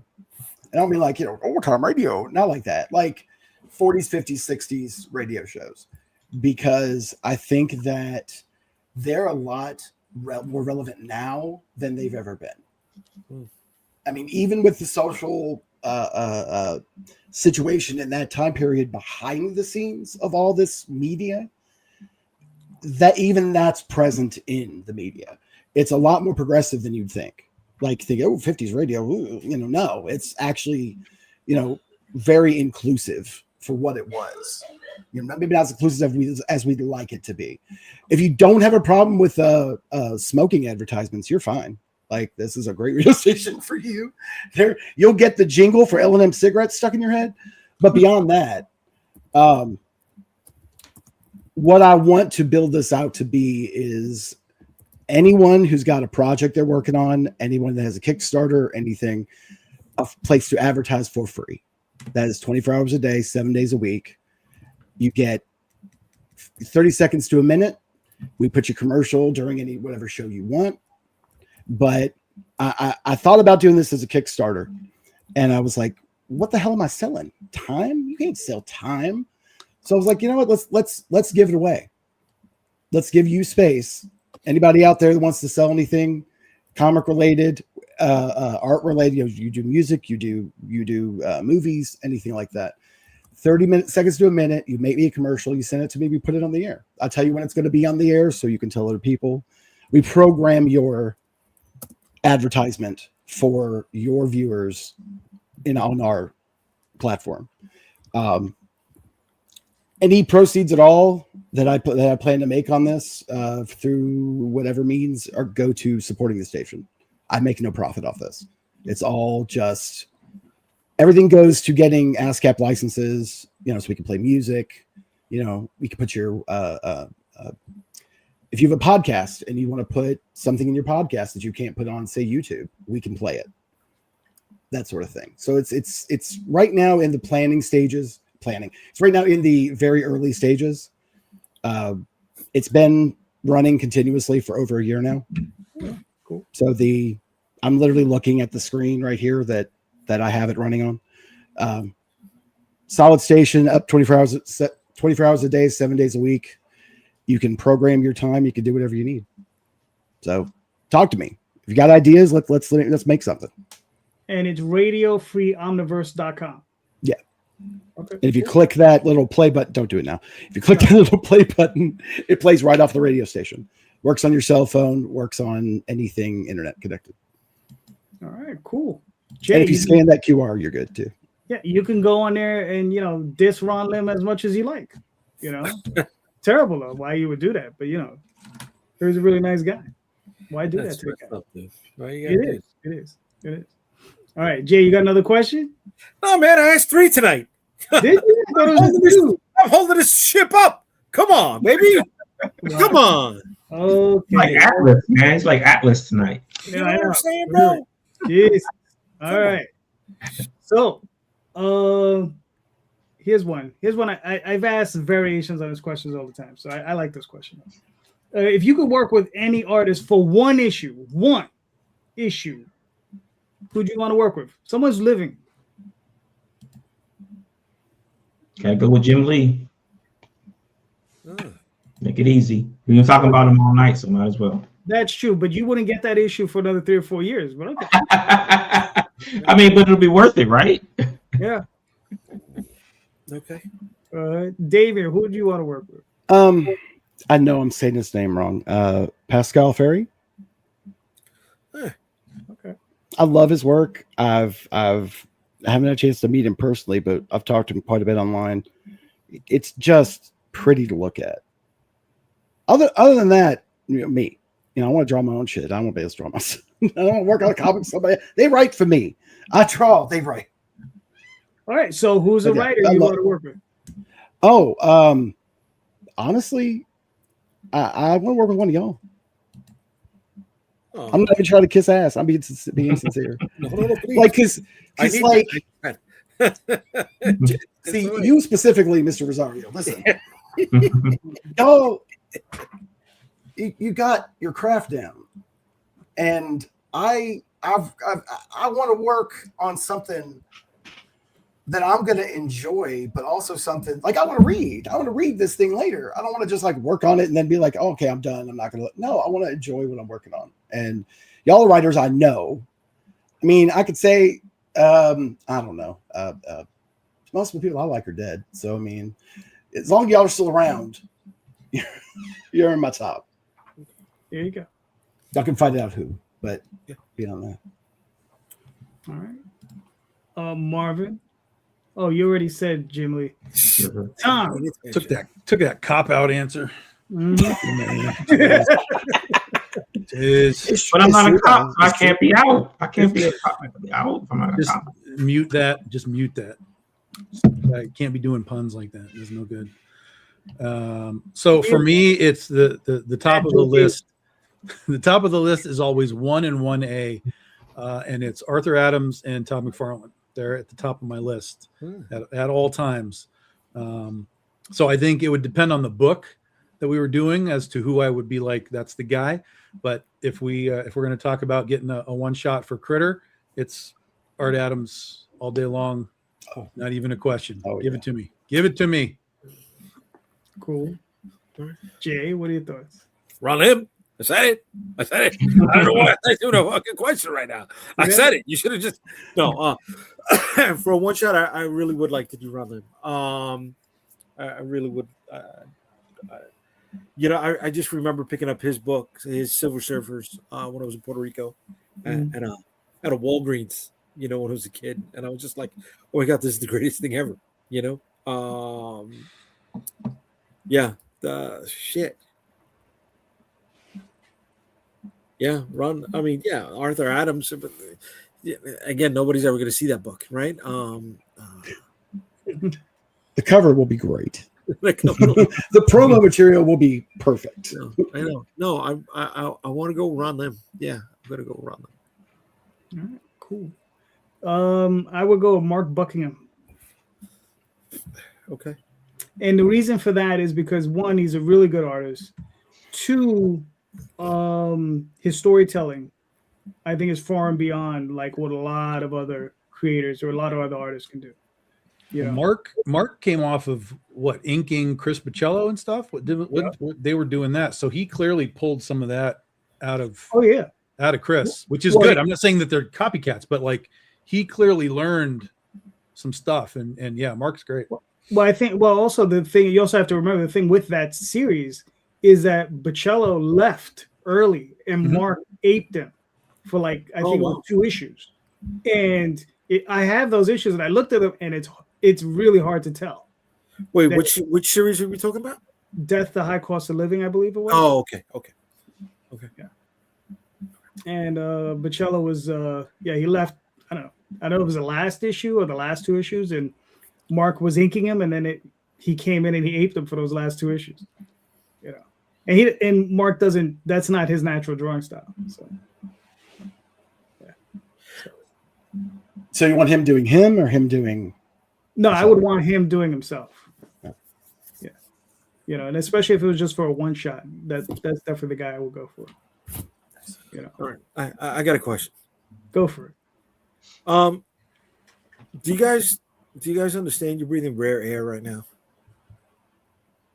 Do you know that there's people who would kill to be sitting in our seats with the amount of content that we've gotten under our belts? You guys, I never thought that. No.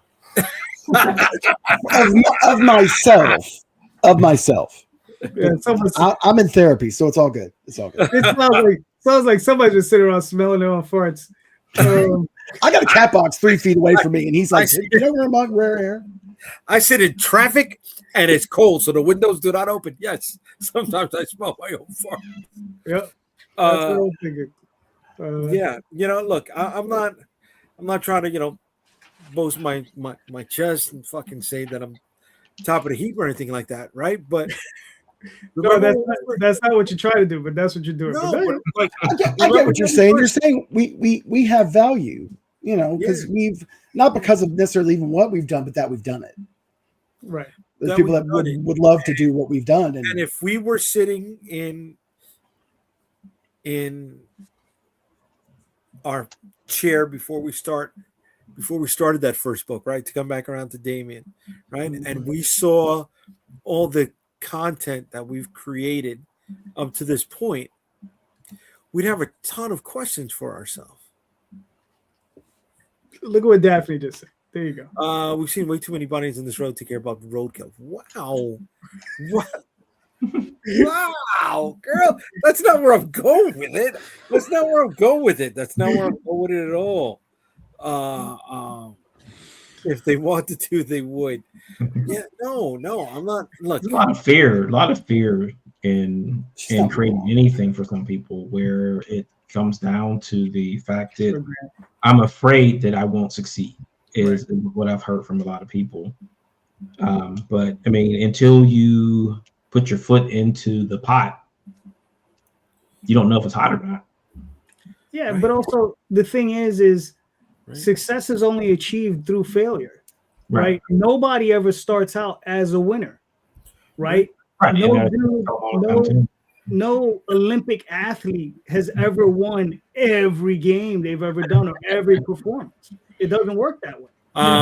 No, they're that Russian guy who did the Greco-Roman style wrestling. Karelin lost like one match towards the end of his career. He lost one. Yes, really? I know exactly who you're talking about. That dude was a monster. That swimmer dude has like 80 gold medals. Yeah, but the thing is, here's the thing though. When I'm talking about before then, they started training up to get you got to build to your gold medal. Exactly. Yes.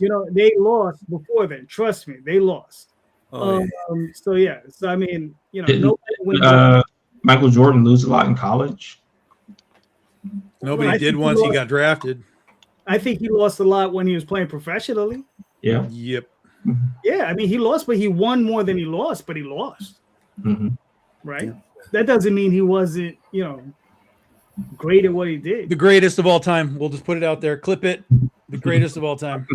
It's funny. I was watching the thing on Ricky Henderson today, right? And how about wait? Bobby Bonilla is still getting paid 20 years after he retired. That's deferred payments, baby. That's the biggest winner in the history of sports. Payments and fucking interest. He is the fucking man, right? But like, I'm looking. I was watching the thing. Son of a bitch. Sorry, him, Brian. Yeah.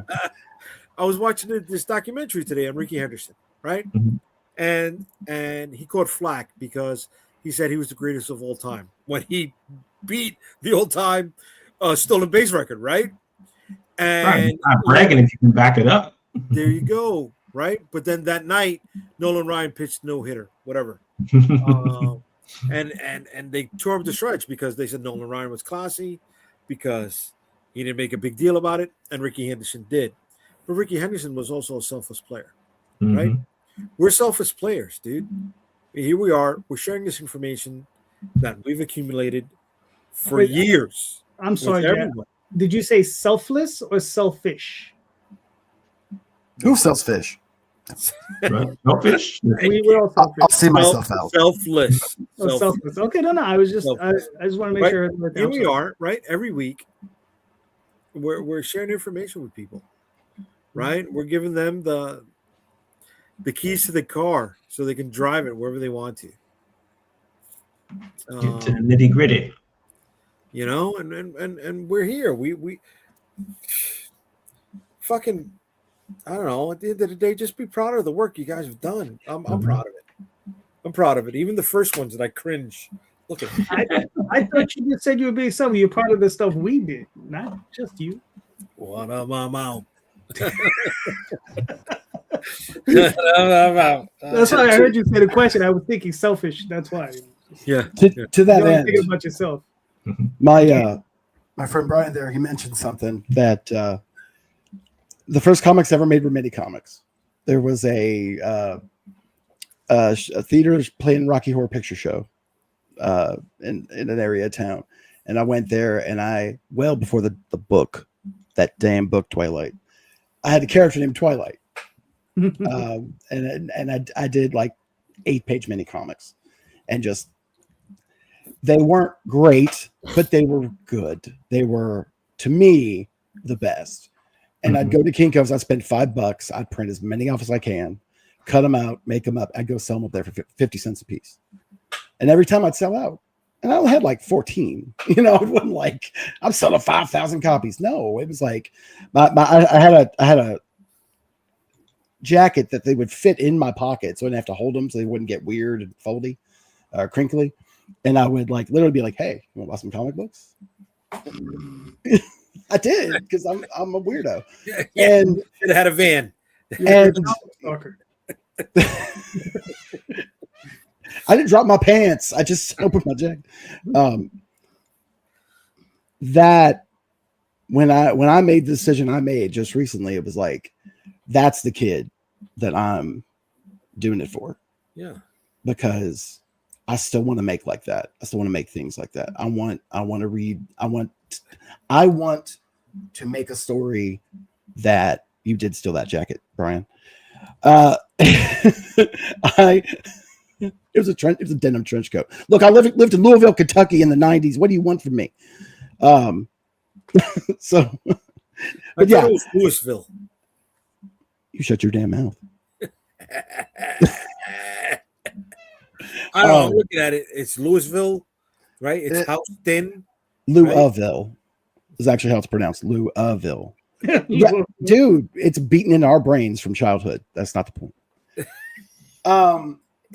But yeah, like I see what you're saying. I mean, but feeling that way also makes me want to do more. Yeah. It makes me want to like do more, and maybe if I can be more. You know, I've got a lot of learned. My experience alone may feel like this, but there's somebody out there that might want it, or there might information they might have. I haven't been on the show in a while because I have. Yes, I'll do it now. I'll go to cons now and do it if I want. I'll show everybody. I like it. Looneyville. I like that. Louisville. Oh, sorry. Louisville. Louis. It's all kind. Yeah. Louis. It's. I tried to be serious. Came on the wrong show, David. No, but that's my point. Is like, I want to do more. I want to make more. I want to put the stories out in the world that might change somebody's idea or somebody's point of view in some way. That's why I want to create. I want to leave the world a little better than it was before I got here. Why do I feel like I can tell those stories? Maybe that's self-importance or an overblown ego in some capacity, but fuck it. I want to do it. Somebody's got See, to. I told you that's a callback to last week's show when I said everybody starts with ego. Right there. Oh, yeah. Oh, Right there. 100%. Of course. 100%. Yeah. Icarus. Everybody thinks they can fly. You know, some fly too close to the sun. Some never even get off the ground. What you trying to say? No, What'd you call me? Me and Ron Lim? Come on, man. But that's comics, right? That's comics, guys. So hold on now. Yeah. We got 2 people in here, 3 people, 4. No, you know what? All 5 of us have done, or have done some shade of it, or in the process of doing it. Toys, right? Oh, So where is everybody with their stuff? Like I'm know right here Marvin- with my stuff. There you go. I have that same one upstairs. Never on camera. Jeez. No, it's just- Never on camera. I pulled out your book. That's true. That's true. That's I pulled fair. out your book. Come That's on. fair. So Marvin, what's going on with your figure, man? I mean, I know you're still gonna do it. What's going on? Here's the put it in the wrong spot. Here's the Kickstarter, and over on the other desk, I don't know if I can situate the camera enough to display this, but I will pick it up and try to do this. So on the other desk, I have the pieces of the prototype. Oh, nice. Oh, cool. Pretty. Nice. Very nice. Yeah, so that's where we're at right now. Wait, that's the first cut? That is the first cut. Way to be, bro. Way to be. So that I'm putting that together myself right now. I've got 2 others going out to action figure photographers. I will be at Toylanta this year. I will be an invited guest. Nice. Very, very, very nice. Nice. So that's Now- end of March. Now, Morgan, Yes, sir. why is that? Like, Why is how that? did you achieve that? How did you achieve getting Oh. invited to the show? So Because I have my suspicions. Go ahead. you have your suspicions. So I signed up as a vendor, and they called me and said, "Hey, do you want to be a guest at the show? And I'll waive the table fee." And I'm like, "I do." It was just that easy. Are they going to let you host a panel or anything? I'm going to talk about to them about that this week if we can do a panel. Very cool. When is it? Nice. That is end of March. End of March? Yeah, 27th and March 22nd, 26th, 27th, 28th, I believe. Or is it no 26th, 27th, 29th? Or right about yeah. Skip it. Yeah. I'll put it into the chat so you guys can check it out. Okay. But yeah, that was great. They were like, "Oh yeah, I'll waive that table." We're like, "Yeah, because that saves me $400." Nice. All right, cool. Damien, I mean, I know you were Wait. You said you had suspicions. What were your suspicions? Oh, well, I mean, this was like, because I know Jay wanted to go to that. Was that the same show you wanted to go to, Jay? No, I was going to do Joe Fest again, but Gotcha. Yeah. Joe No, Fest is in summer, right? June 19th. That weekend. Yeah, I just figured you talked your way into it. Well, I mean, I mean, that's what you do. yeah, that's my fan. So Damien, I know for a little while you were doing toys and stuff. Like, what? Mhm. Where you at with that? Why did you get out? There you go. People were going, it was like right after COVID, it was like 2021, 22. I'd had a couple of bad interactions with people who essentially didn't want my name on their work, but wanted me to make their work. And it came down to, no, if I'm designing it, if I'm designing everything for it, you have to put my name on it. You have to put my logo on it. That's it. You don't even have to give me a cut of the money. You're paying up front anyway. So it really came down to a couple of people were like, well, then I'll go find somebody else to work with. And then they never ended up putting anything out. Mm-hmm. So I'm like, well, sort of vindication, also sort of sad that I didn't get to work with them.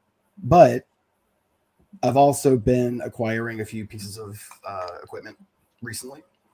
Cool. And part of this move back into making comics is going to be accompanied with some newly designed action figures. I've gotten the joint structures built out. I've got characters built out. I also am talking to someone about, I've been given the go ahead.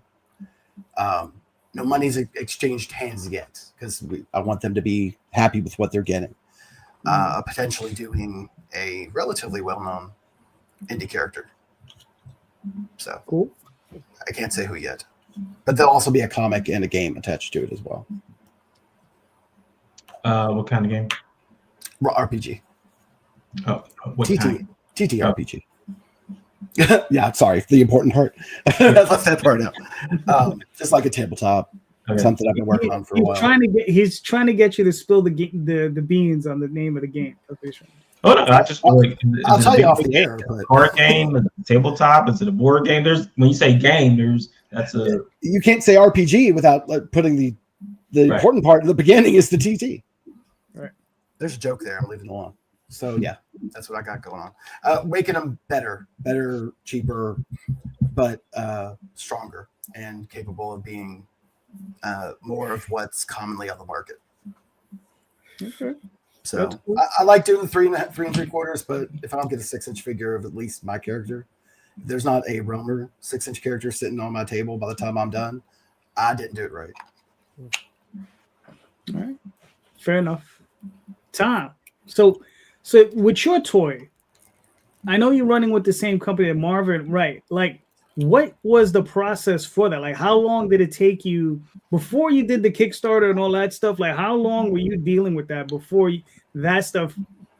You was like, okay, now we can do the Kickstarter, start putting together the campaign. It was sort of like Marvin with the booth. They were like, "Do you want to make toys?" I was like, Right. yeah, let's make toys. And I said, okay. So what do I need to do? And they were like, well, you need to pay us a lot of money. I was like, oh, well, what qualifies as like a lot of money? And so they started giving me the breakdown and, we do it this way, blah, blah, blah. And at the end, obviously, how the price greatly depends on how many you want to make and so on. But they were like, yeah, you probably, in order to get the price point to be something like normal retail for these figures, which are like, 6-inch figures, 30 articulation and like a real box and the whole thing. They were like, you probably need to make like 1,000 of them. And I was like, God damn. Okay. But then I had the idea where I don't have the other one here, but Critter has basically 2 costumes that can be done just with paint application. So I was like, well, what if we did one mold, but we were able to do 2 paint applications to be able to do both versions of the costume. And then we would just do like 500 of each. There wouldn't be different molds or anything like that. They were like, yeah, we could absolutely do that. 500 of this, 500 of that, 1,000 figures, you'll get your price point. And I was like, yeah, okay, let's go.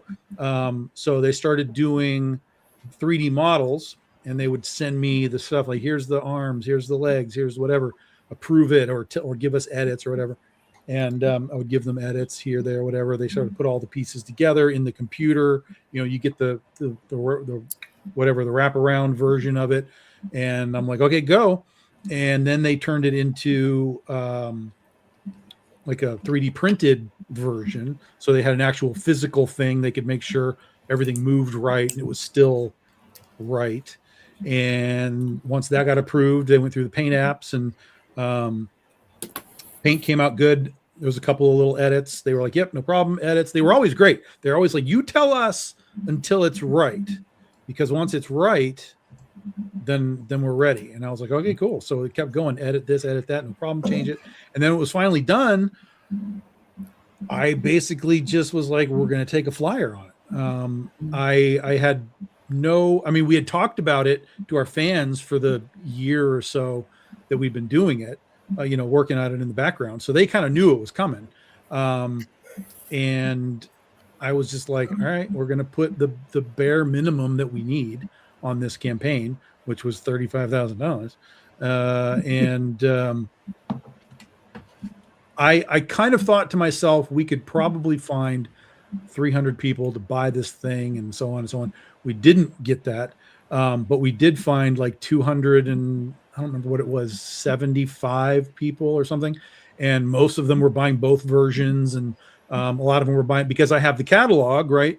They were buying all the Critter comic books. And so even if they only bought one figure, they were still buying all the trades. And, so we were able to make the 35 only because we had all the extra content.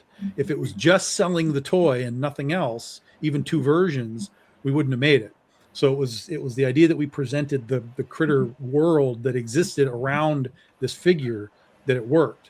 And then I started to find people on like toy threads, talking about toys and stuff.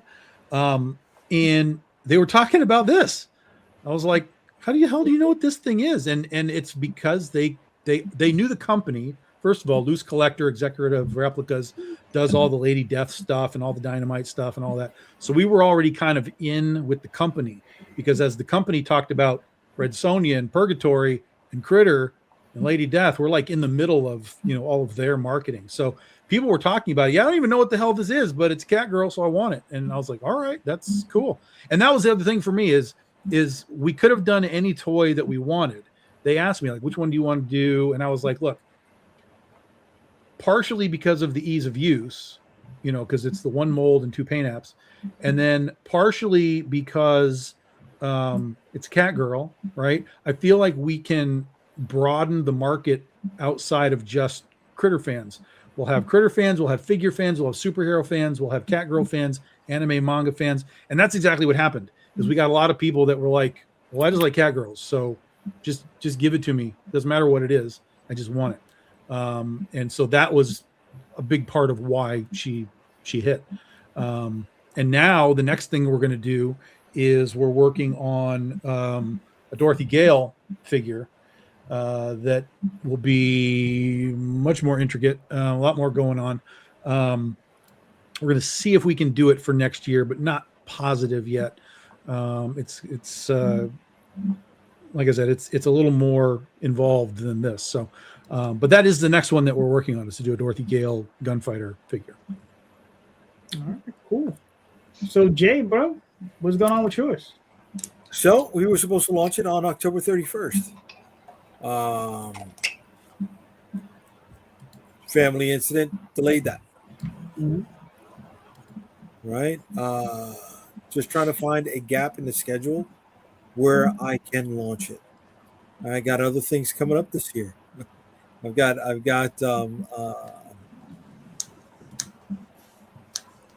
got plans with 2 other parties. Well, shit, we mentioned it on both streams, right? The intricate trading card pattern. So I want to make sure that I got my release set up properly, so I don't affect anybody else's thing. Then I got another book release that we're finalizing with the Limbo book. We're gonna launch the 3rd issue, so we got to do that. So there's gonna be 3 releases at least this year, and if I can launch it maybe March, April, if there's a good enough gap, right? Well, why wouldn't you do it like right before Joe Fest, so that as people come to your booth, you can be like, ding, ding, ding, ding. Yeah. Yeah. I'm not look, dude, there's so much on the table right now. Yeah, but you don't go to Joe Fest and tell them that they can back it on Kickstarter 6 months later. You want that excitement at that. I'd rather place. have it Yeah. and keep the how long can you keep late pledges going on Kickstarter? I've never used it, so I don't know. I would assume at least a couple of months. I think it's 6 months before they kill it. Like if nobody orders anything, then I think they automatically deactivate it. Okay. Mhm. Yeah, no, but I mean, I'm ready to pull the trigger on it. The price points are still the same for us. It's still going to be a lot. I learned a lot when I failed on my first campaign. Let's not hide that, right? I failed the first time I launched an action figure campaign because it is not the same as launching a comic book campaign. Yeah, me too. And Oliver failed their first time too. So look at that. And unlike Tom, I thought my catalog was going to help carry me over. that didn't happen. And I thought my backers from my comic books would be in on it. Guys, maybe 10%. Yeah. maybe 10%. So I mean, and this is why, and like I'll give you all the data. Those action figure websites and forums attack them heavily. Yeah. That's where you're going to get your buy-in from. There are a lot more 3¼ inch people out there than I thought there were. Yeah, they're there. So they're out there. Like, well, you saw the streams that I was on. Those guys are hungry for it. So One more thing I learned was they want troop builders, man. They want troop builders, right? The troop builders were supposed to be the stretch goals for the campaign, right? And when the campaign was dying, I was like, "Fuck it, let's unload them now," right? And wow, they went after them, and they were going not just for one, right? I was selling them in clips of 5 and clips of 10, right? Each one in bundles of 3, and all of those tiers were being picked up. Yeah. So I was like, okay. So we revised that, right? We went from 3 different troop builders. We have 5 troop builders, right? We got a leader on the troop builders. And then the other thing is I didn't have all of my 3D prints ready, right? My test prototypes. It was mostly the 3D images, right? So they weren't confident with that. And I had not hit the cons. All right. So, but we're going to drop it this year. I just got to find out where to drop it, man, because it's all ready. The money's there. All of it. We spent everything. All right, cool. Well, all right, sounds good. Hold on, let me pull this up real quick. This is from Marvin. So this is your Blaine figure. When are you looking to relaunch this? It's going to be after cons. I'm like I don't want to be working on this while in the middle of con season. So July maybe. Okay. All right, cool. I just wanted to pull that up real quick. For myself, I got nothing but the original toy that I had done years ago. I did back that campaign where they said they could make a miniature for you, so I'll see how that rolls out. I remember that. Yeah, so we'll see how that works out. But anyway, gentlemen, we made it to hour 2. Thank you so much. You guys are all awesome. Let's start with Marvin. Yes, sir. Marvin, where can they find you and your work, sir? You can find me at theedgecomic.com or comicsburg.com. All the socials are linked there. Jay, you got to put this up now? I didn't think of it. Like seriously? Like really? All right, let me just show this to Jay real quick. There we go. It's the end of the year. Yeah, the end of the year. So I'm flipping the name also. It's gonna be main title Heroes versus the Hellbound, and then Shield of the Interceptor will be the subtitle. So that's gonna get flipped around. All right, cool. I mean, it still looks good, man. Like I said, I really like this eyebrow guy. You'll see him. Yeah. All right. Yeah, well, he has a giant. It all looks amazing. Like all of your stuff, all the toys look great. I mean, I'm just saying, as a person that I 3D model my stuff, I 3D print my stuff, I do whatever I got to do to make put the toy together. It's so hard to get something that the fans and the creator are happy with. And if y'all are happy with what you got, you should be, because it's amazing.